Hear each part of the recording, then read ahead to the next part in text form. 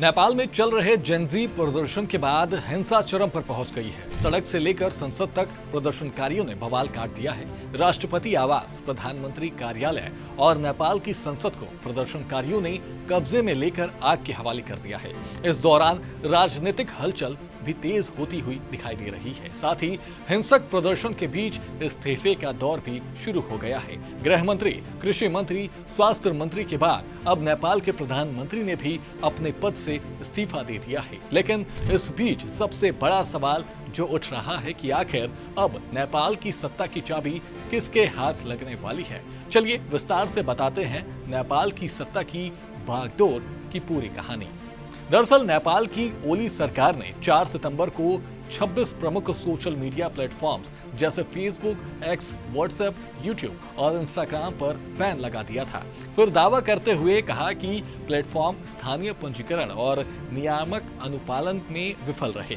साथ ही नेपाल के संचार और सूचना प्रौद्योगिकी मंत्रालय ने कहा कि इन कंपनियों को स्थानीय कार्यालय खोलने और शिकायत निवारण अधिकारियों को नियुक्त करने की जरूरत थी, जो इन कंपनियों ने नहीं किया। लेकिन युवाओं का मानना कुछ और ही था। युवाओं ने सरकार पर आरोप लगाते हुए कहा कि ये प्रतिबंध सरकार की आलोचना को दबाने और डिजिटल स्वतंत्रता को खत्म करने की साजिश है, जिससे युवा सरकार के भ्रष्टाचारों के खिलाफ अपनी आवाज सोशल मीडिया पर बुलंद न कर सके। इसी को लेकर हजारों की संख्या में जेनजी सड़कों पर उतर गए। देखते ही देखते ये प्रदर्शन उग्र हो गया और लगभग 20 से ज्यादा लोगों को अपनी जान से हाथ धोना पड़ गया, तो वहीं 300 से ज्यादा लोग घायल बताए जा रहे हैं। खैर, अब आपको बताते हैं क्या रही नेपाल की परंपरा और कौन संभाल सकता है नेपाल की सत्ता।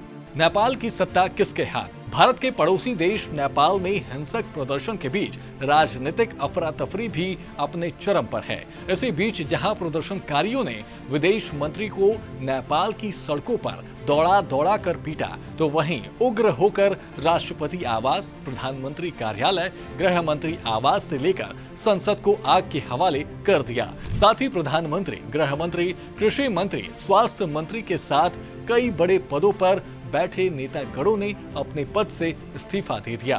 बहरहाल इस बीच नेपाल के प्रधानमंत्री के देश छोड़ने की भी खबरें सामने आ रही हैं। लेकिन सवाल वही, आखिर अब नेपाल की सत्ता किसके हाथ? दरअसल रिपोर्ट्स के मुताबिक नेपाल के प्रधानमंत्री ने इस्तीफे के बाद देश की कमान उप प्रधानमंत्री को सौंप दी है। लेकिन प्रदर्शनकारियों का कहना है कि देश में अंतरिम सरकार का गठन किया जाए और संसद को भंग करके फिर से चुनाव करवाए जाए। परंपरा अनुसार नेपाल के रिटायर्ड चीफ जस्टिस कार्यवाहक प्रधानमंत्री बन सकते हैं। हालांकि ये तो समय की गर्त में है। आखिर कौन संभालेगा नेपाल की सत्ता और सत्ता संभालने के बाद क्या बदलेंगे नेपाल के हाल? फिलहाल इस खबर पर आपकी क्या राय है, हमें कमेंट बॉक्स में जरूर बताएं और देखते रहें सूर्या समाचार का डिजिटल प्लेटफॉर्म।